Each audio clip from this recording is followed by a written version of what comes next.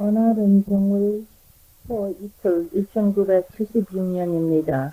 로스앤젤레스에 계시는 미스터 명성 백을 인터뷰하겠습니다.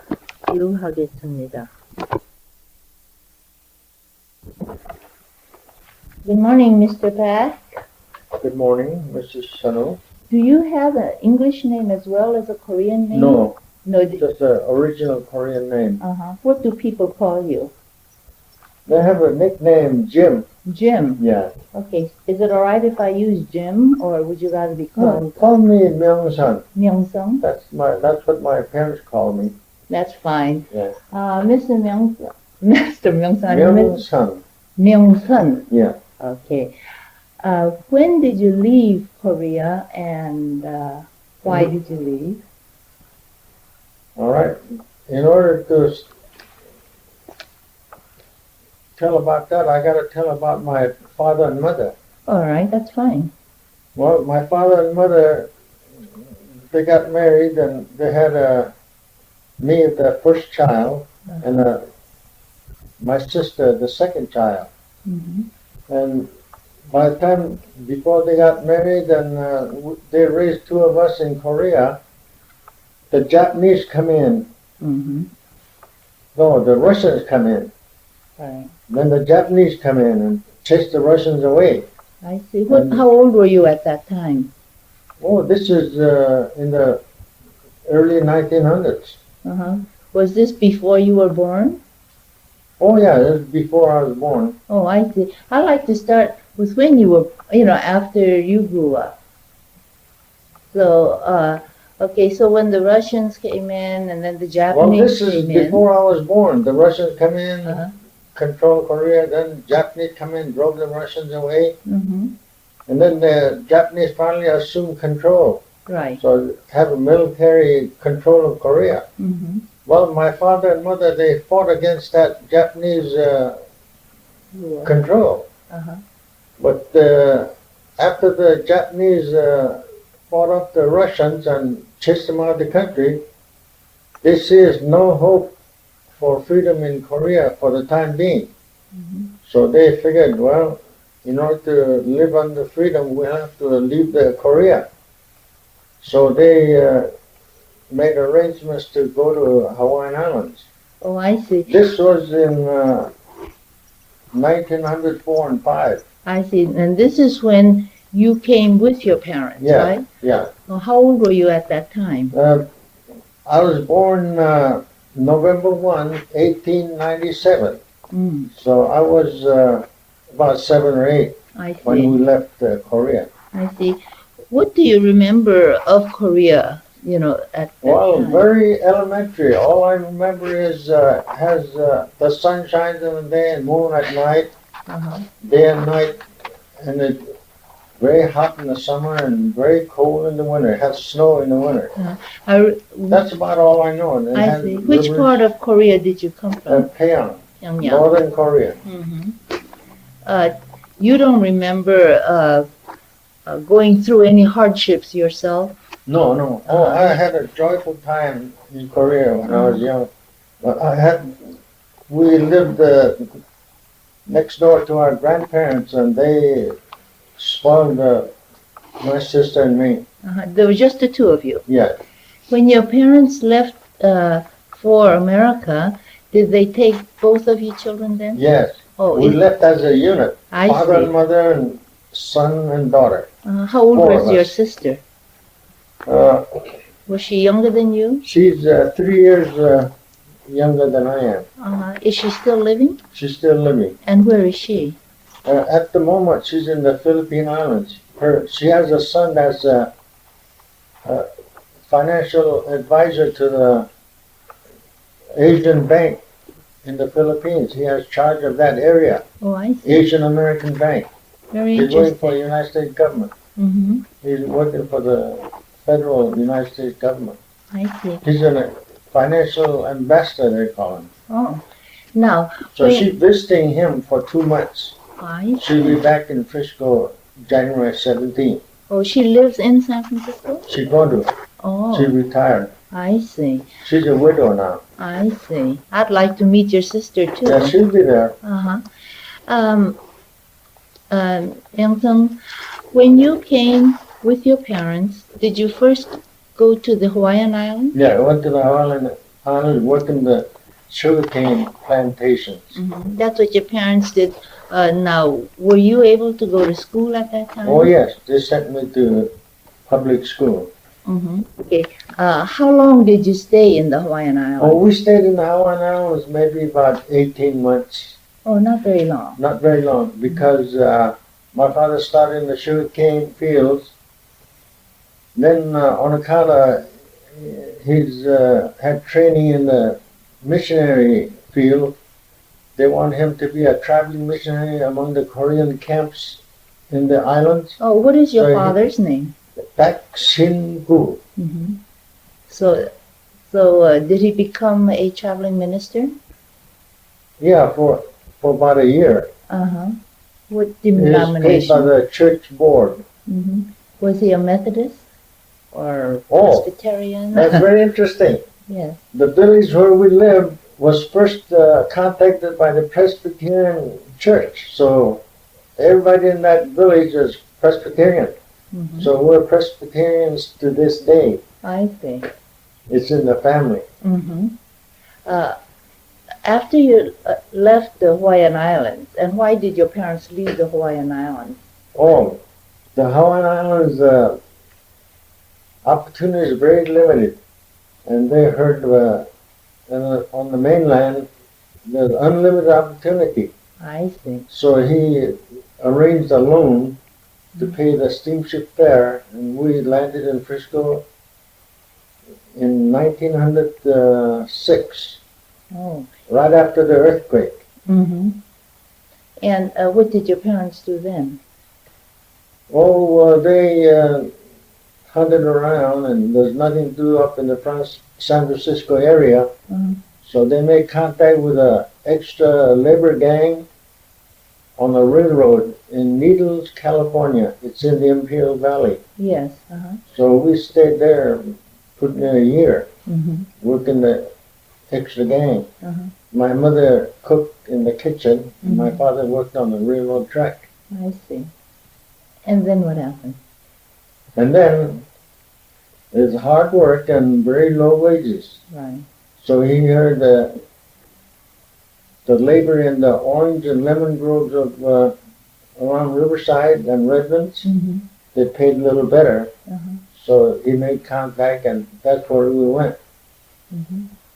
We lived in Riverside from 1908 to 1912. Mm-hmm. He worked in the orange groves. Uh-huh. It was life a little bit better out there? Yeah, a little bit better than the extra gang camp on the railroad sidetrack. Do you remember about what they were paid in those days? No, I don't. Uh-huh. What did you do in those days? You were still Oh, a they kid. pick oranges. You helped? mean myself? Yeah. Oh. Most of the Korean men were in this country alone, you know. They Mhm. left their families in Korea. Right. So they're all bachelors, single men. Uh-huh.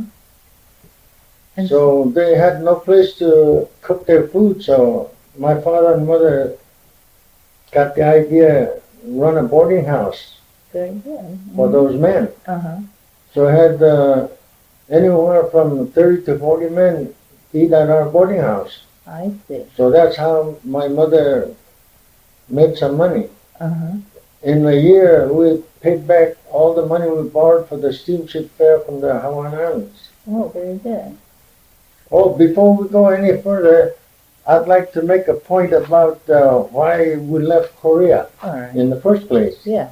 Well, my father and mother says no more opportunities here, very slim opportunities. So, in order to better ourselves and protect our children's future, we'll go to a free country. Mm-hmm. That's why they left Korea. Mm-hmm. So Yeah. many early Koreans did Yeah.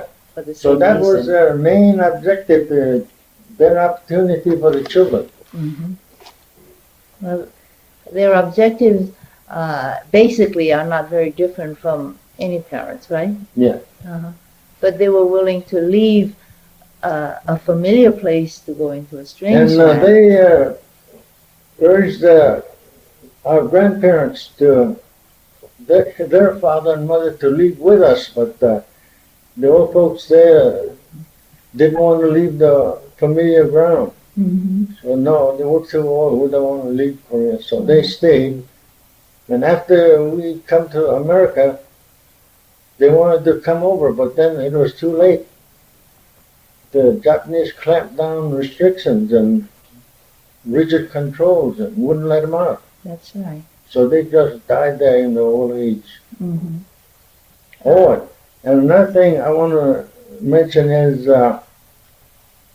before the missionaries came to Korea, my grandparents worshipped idols. Mm-hmm. But after they got converted to Christianity, they destroyed all the idols and threw it away. That's a They big become thing. Christianized. And my father, personally, he studied the Bible, and he was one of the first of the Korean people to teach American missionaries the Korean language. Oh, He taught Dr. Underwood.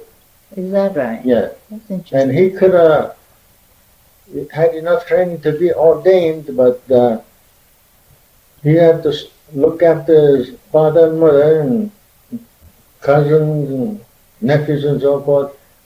The ministry didn't pay enough. Mm-hmm. So even when the people urged him to become ordained, he refused and He just couldn't. tried to make money to support the family. What kind of work did your dad do in Korea? Well, he was traveling salesman. He went up and down Korea on foot with a pack on his back, and he peddled.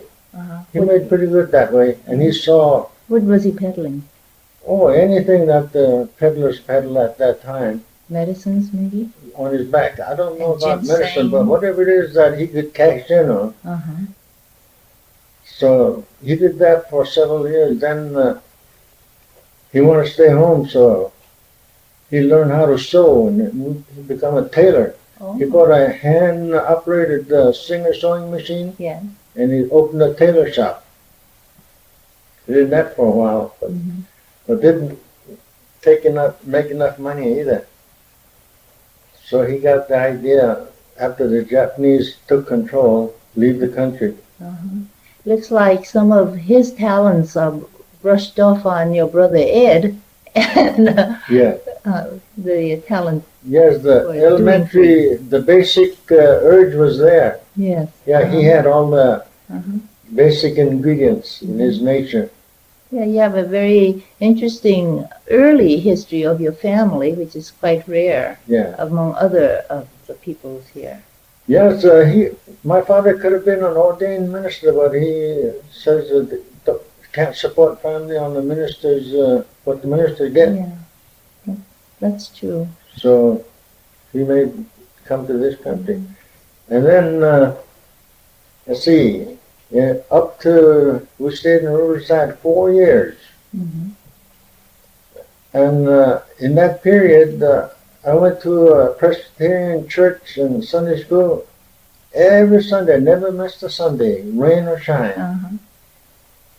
I got a perfect record for attendance. Right now, I don't go to any church. I just stay home. Well, you did a very, But I got interested in the Bible and the church work and for 4 years straight. Perfect record in Riverside. Did you ever think of entering a seminary or theological school and becoming a moksan? But I did think of getting all the education that I could acquire and go back to Korea and help them get modernized. I did have such thoughts. Right. What stopped you? Well, I'm the oldest of 10 children. See? Oh, you said when your parents came over, starting with you and your sister, and then there were 8 more children then. 8 more children born on the West Coast here. My goodness. And your mother was working all the while she had the children. Yeah. What kind of experiences did your mother have then? It must have been very difficult. Oh, she's just born in the family, and she married my father, and just to help in the household, and just to be a housewife, mother. That's all. That's a lot when you have 10 children. Yeah. So, did you have to help support the family? Now, I'm coming to that. All right. That's the story of my life. Yes. See, I'm the oldest of 10 children. You have a big and responsibility. I could see that my father and mother, they needed help.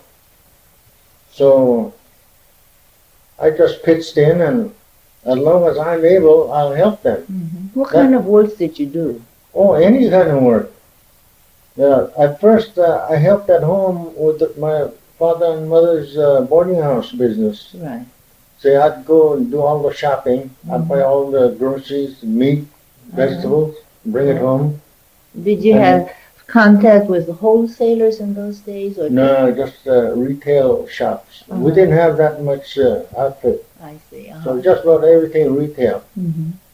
We didn't know about wholesale in those days. We just come to this country and barely able to communicate. I see. You probably knew the most English in your family at the time. Yeah. So you I was really outside contact for my old folks.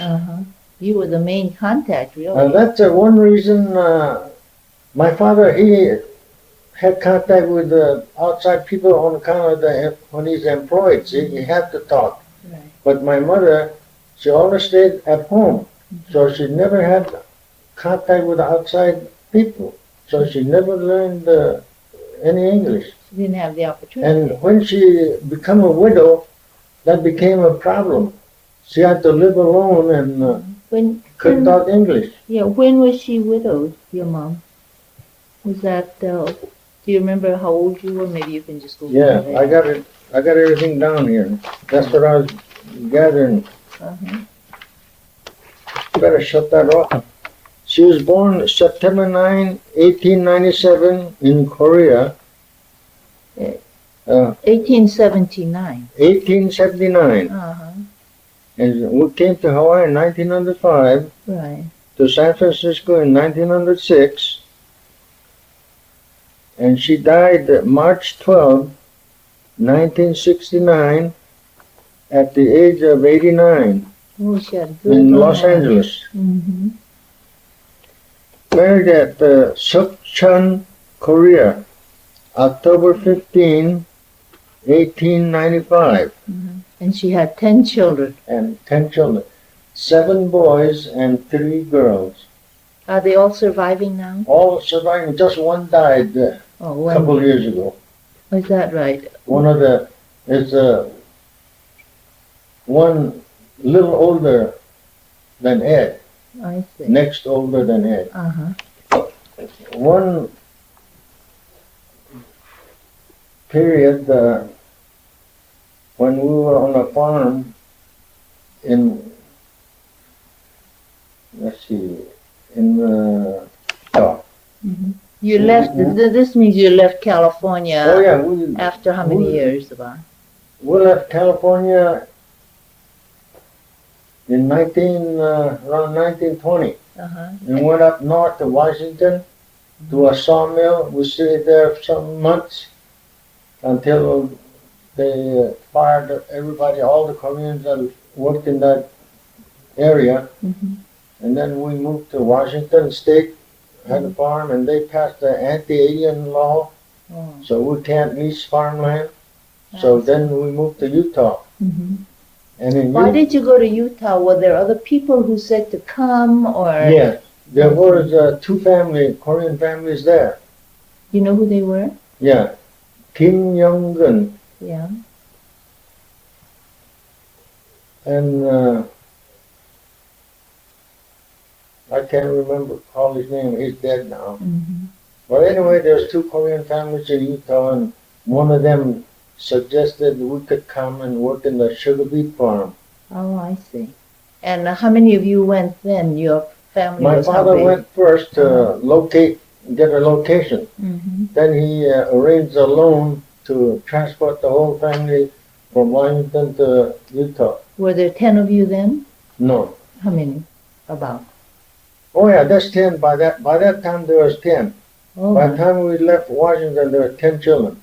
How did your mother manage to bring all 10 alone? Did you go by train or what?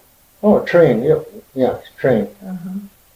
Well, in the absence of my father, he left me in charge. So he was lucky he had me because he could just take off and you take over. And I took over. Uh-huh. See, I packed everything, and all the packing that I did, all safe and sound, and not a single dish or plate cracked. Very good. We unpacked at destination and everything perfect. Good. So I got a perfect record. I was in the teenager and early 20s. Uh-huh. You had quite a burden on your shoulder, responsibility. Yeah. Uh-huh. I was head of the family, and they impressed me. I'm the firstborn, and I should set a good example so the rest of the children would do likewise. Well, that's very good. And in those days, children behaved and they really carried on their duties quite there's one instance on a farm in Utah.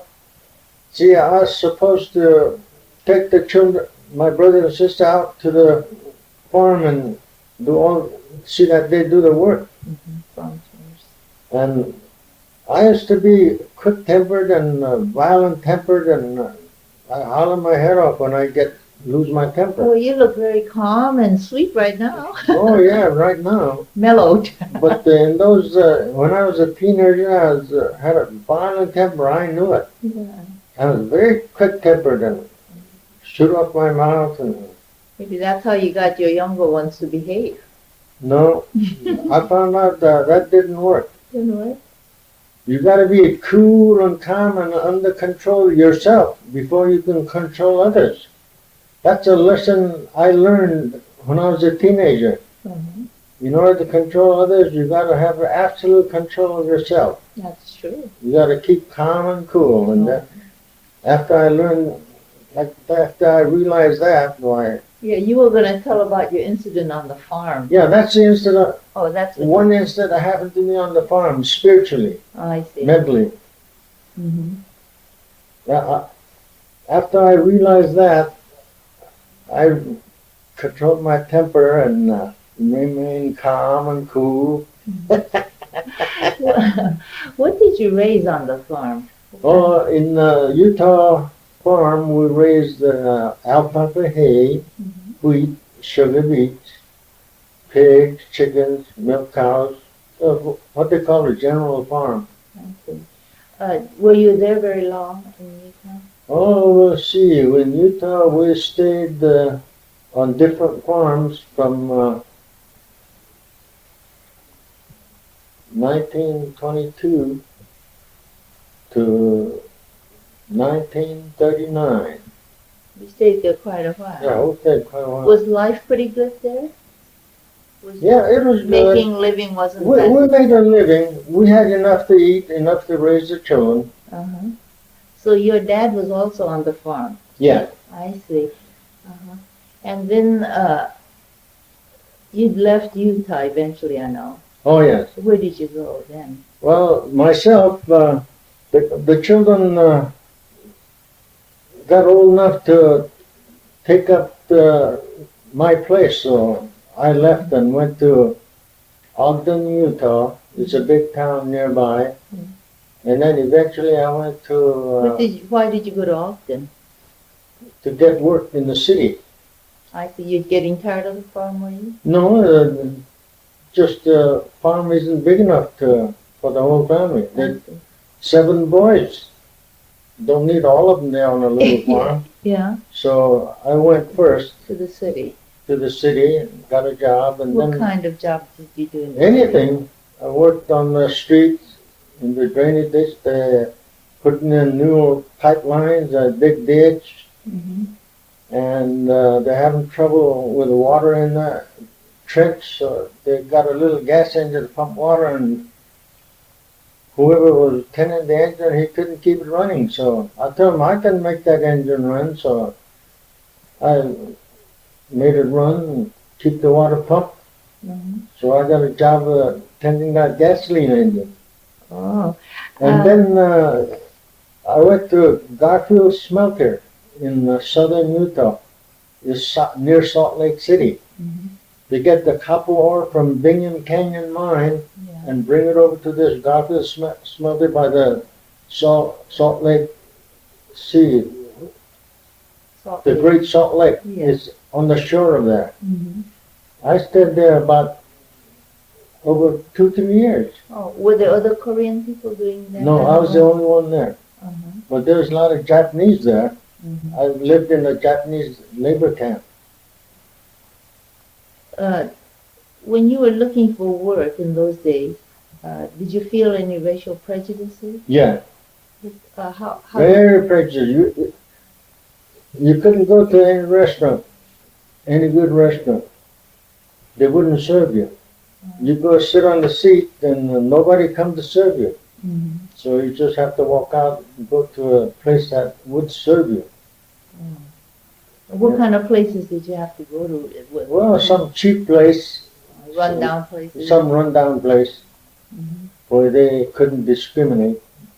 Did they ever assault you in any way? No. It was just that they Or just give you a cold shoulder. Yeah, the silent treatment. Yeah, silent treatment.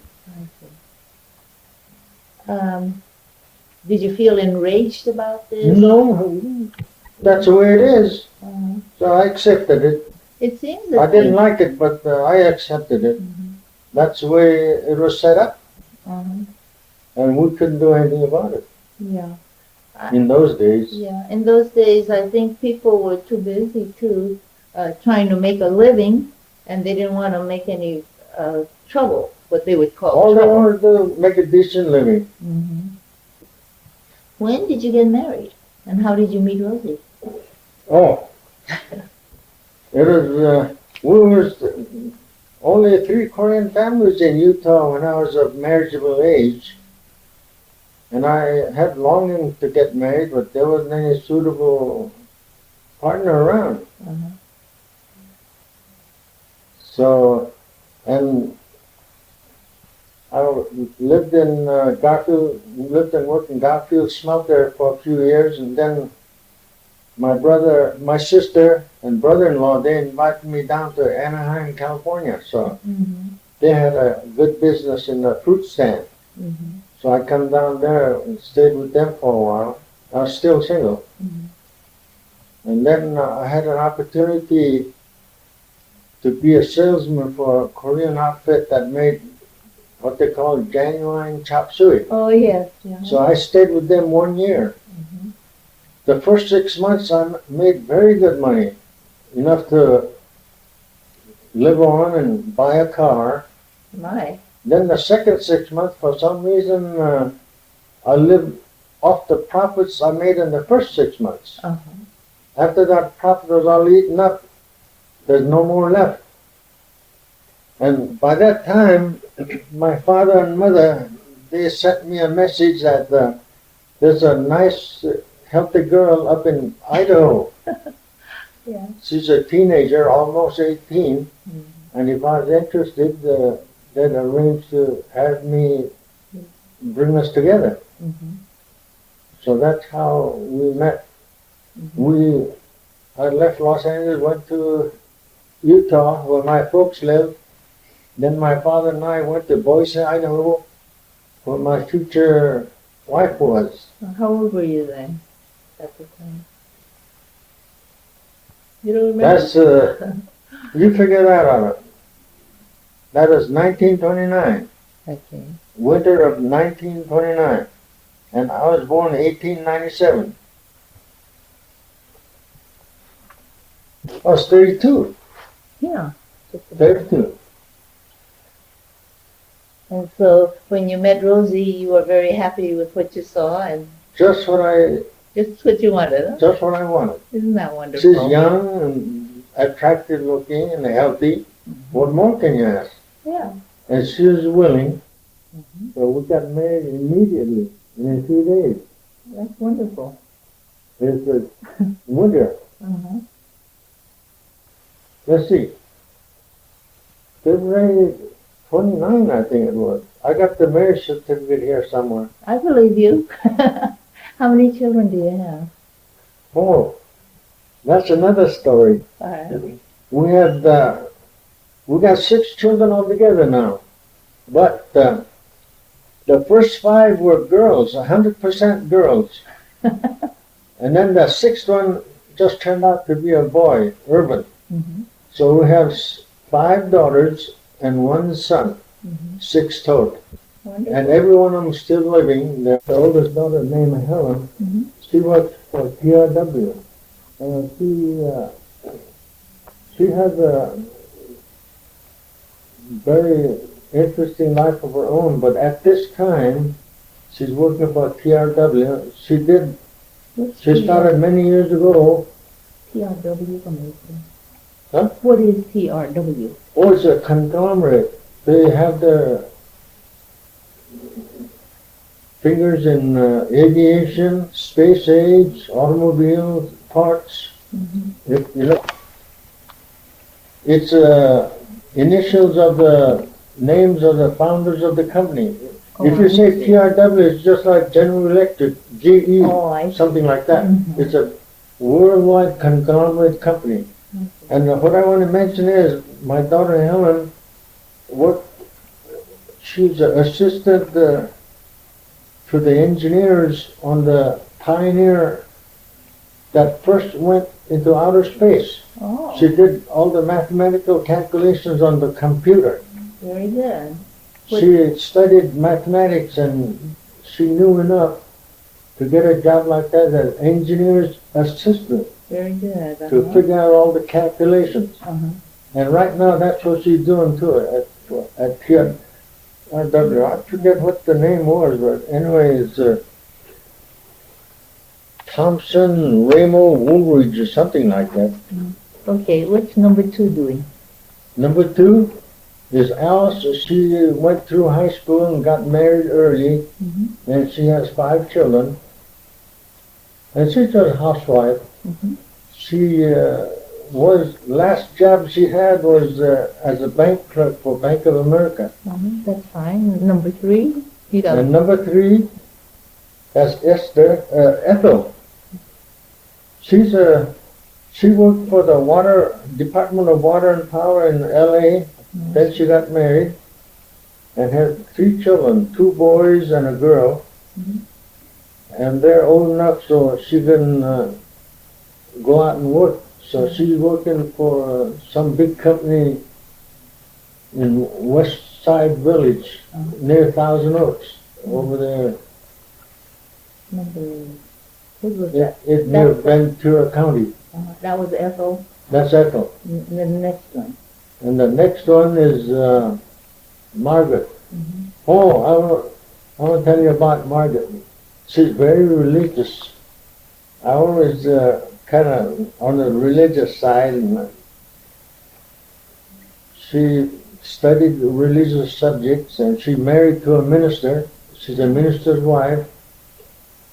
Right after you. Then Who is the minister? Daniel Meung.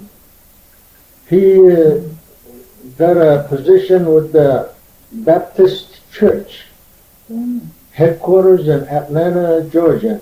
That's his headquarters. He reports there, and he goes all of the United States, Hawaii, Puerto Rico, Cuba, all the 49 states here.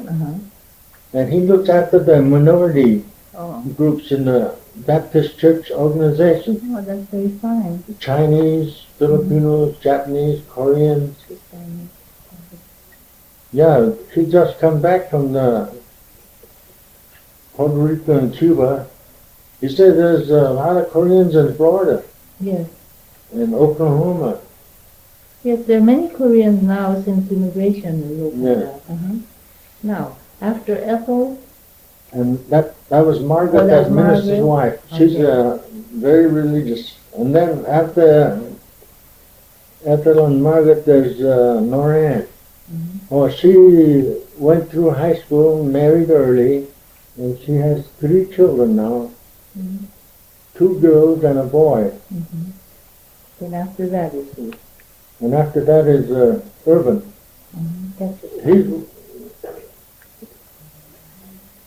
He and Margaret, they went clear to the UCLA and got Master of Arts.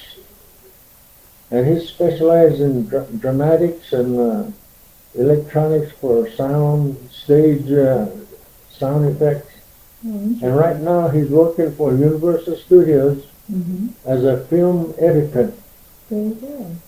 So I'm very proud. I always wanted to be in the movies. Cecil B. DeMille was my idol. But I've never had a chance. Well, who knows? You may one day. You still have a chance as long as you But I was a red hot photo fan.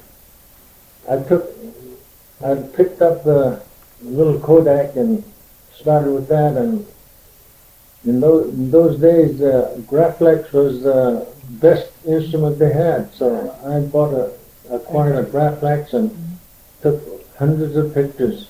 Is that still your hobby, taking pictures? No. After I got married, just like a door slammed in my face there. Oh dear. I started raising people instead of taking pictures. Well, I think that's just as good, and you raised a mighty fine one. Had you ever wished to return to Korea? You said you did at one time to help Korean people. Yeah, I did think of going back and help the country, but I see that they get along pretty well without me. Besides, my family here needed all the help I could get, so I just devoted all my attention to helping the family get better. Yeah, I think you had a unique job as being the first son, and with all that responsibility, you're like a second father to all of us. My father and mother, they needed help at the time. Yeah, there's just no other way. So I said, well, that being the case, I'll just pitch in and help them how they need it. Have you ever gone back to Korea for a visit? Never. Just didn't have the price of the ticket. I'd like to go visit, but I wouldn't want to go there to live. I'm Americanized now, and of course. Korea is a foreign country to me now. When you were growing up, were there, what kind of social life did your mom have, for example? Just Koreans. Korean lived nearby. That's the only social life she ever had. I mean, did they get together for most of the holidays and, invite families, to get together, but no special. They're too poor. Well, I understand some of the families had potluck dinners, like somebody would bring the kimchi, somebody else bring... Yeah, that type, everybody could chip in and wouldn't kill anybody to hold a reception. Did your mother, when she came, when she was living in America now, bring many of the equipment from Korea? No, nothing, just the bare hands and clothes on the back, that's all. I understand that it was your mother or your sister who tried to improvise that stone mill. Oh, my father and a friend of his, they went up into the hills of Idria, Quicksilver Mine, where Ed was born. They got 2 sandstones, and they got a chisel and a hammer, and they made the sandstone grindstone. Yeah, my sister got it now. How large? She turned it over to her son Henry. Oh, it's about 2 feet in diameter? No, about 16 inches diameter.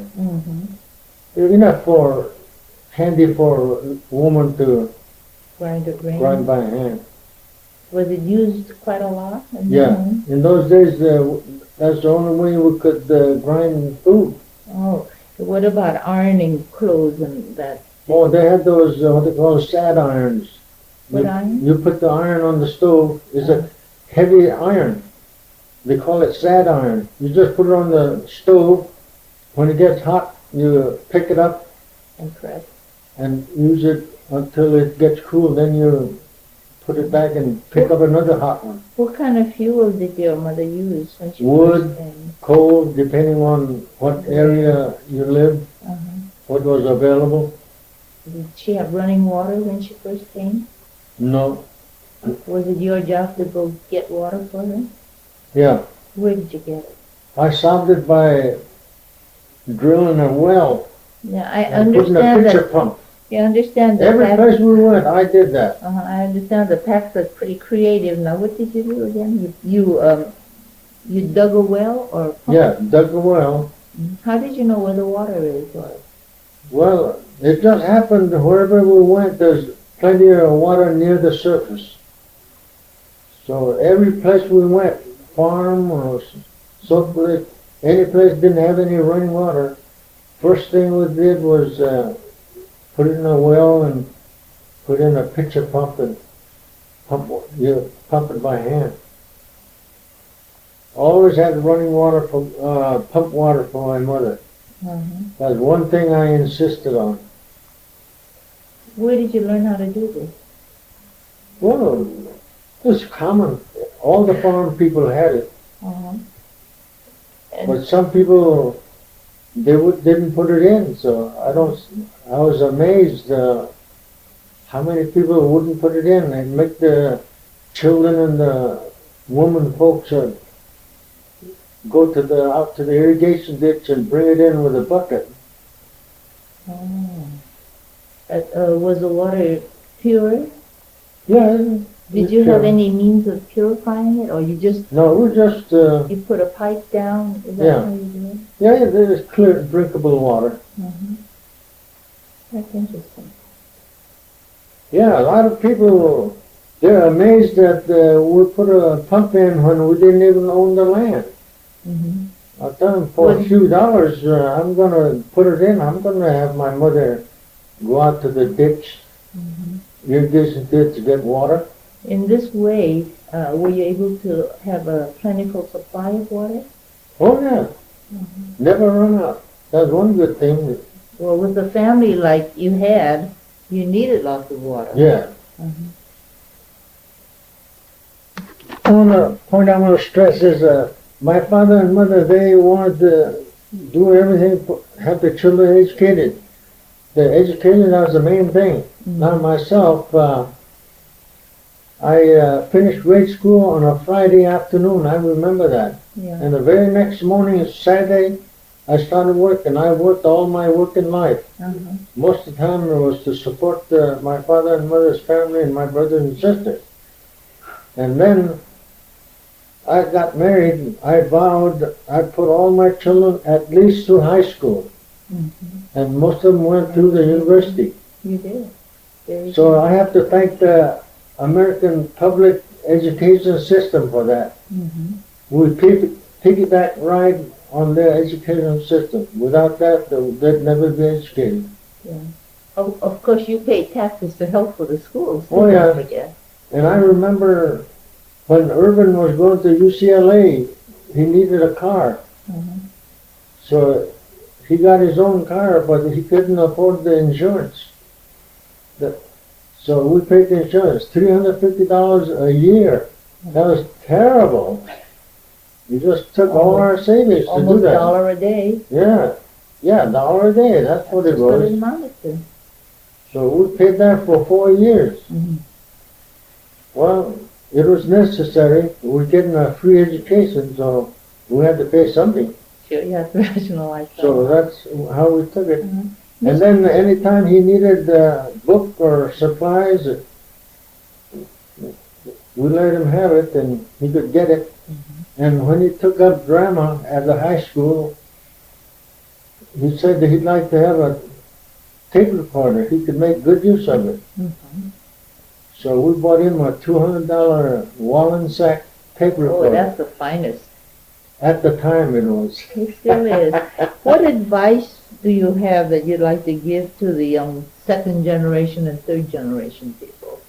Well, I don't want to give any advice, but all I want to do is make a little observation. All right.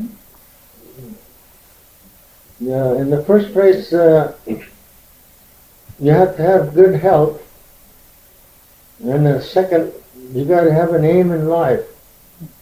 And in order to do that, you have to have an education. So get a good education the best way you can. Mm-hmm. After that is up to you, what you like to do. Mm-hmm. And how you do it. And how you do it. Well, do you just have look out for your health. Mm-hmm. It all depends on your health in the first place. So if you're not healthy and strong, you can't do anything. So look out for your health. Mm-hmm. Well, you're very healthy. What is the secret of your good health and youthful appearance? Oh, when I first hit the Hawaiian Islands and went to school, the teacher says, it's just coincidence, I guess. She just happened to that day mention that when you got to have a good health, and in order to have good health, don't use tobacco, alcohol, don't drink coffee, things like that. To give a little lecture on health and nutrition. Uh-huh. And that just made an impression on me. So I never drink coffee or tea or alcohol in any form, except medicinal, of course. Uh-huh. Oh, is that true? Yeah. Well, you look marvelous. You don't have a wrinkle on your face. Yeah, that, you know? I'm 78 good now. posture. Yeah, I'm 78 now, and my mind is still alert. Well, I'm sure. Let's see, 2 years ago, I had trouble with my eyes, had cataracts. So I had cataract operation on both my eyes, and with the aid of these glasses, you can see they're special lenses. Yeah. Extra thick. Otherwise, I can't see it. Mm-hmm. But it's amazing. Your skin is so beautiful. With these glasses, at least I can watch television, and my hearing is still good. I can listen to the radio. What is your hobby now? Are you writing something? No. Oh, as the years go by, I keep jotting down. I used to not jot down anything because I can remember it, but now I can't remember. No, it's a good idea to jot so things I'm down jotting for down your the dates. children. Yeah. Very good. And so jotting down and keeping a little memorandum. Little notes. That's a good hobby. Yeah. What else do you like to do? Oh, my main occupation now is to watch TV when I can, as long as my eyes hold out. Then my eyes get tired, I go to my room and listen to the hi-fi. Mm-hmm. And I have a record collection. I see. What kind of records do you collect? I like classical and singing, like duets. I like man and woman sing, romantic songs. Do you sing also? No. You know, I was talking with your brother Ed, and he says that in your family you've always had good classical music going. Yeah. Your dad was also very fond of music. Yeah. He couldn't understand it, but it hit him somehow. He liked it. Well, I appreciate your spending this time with me this morning. I'm glad to. And you certainly have a lot of interesting background in your life. Well, I can look back, and I'm glad I lived that way. If I had to live over again, I'd be willing to retrace the steps. You performed your duty. Yeah, I did my duty. A son number, the first son. Oh, another thing is, and I was the oldest child, and I put in my 2 cents worth. But after I left home, the ones that left home, they helped the parents too. Sure. And especially, I want to mention my sister.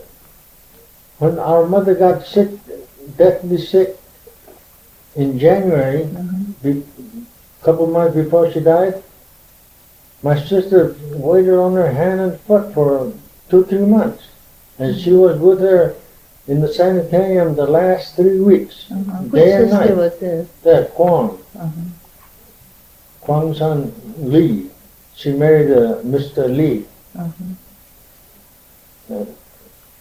And all the boys, girls, when their turn come, when they're old enough, they help the family. Mm-hmm. I sure like that. But so it wasn't, I didn't have to help the family all the time. It's just while I was the oldest one and able. Yeah, when the rest of the family, in their turn, able to help the family, they help. So. Well, I think it's a reflection on son number one who carried out his duty well, and So so the our rest of the family, family followed suit. Existed and survived, and all the children are doing good. Thank I'm you. proud of them. I think you have a right Yeah. to be proud, and great.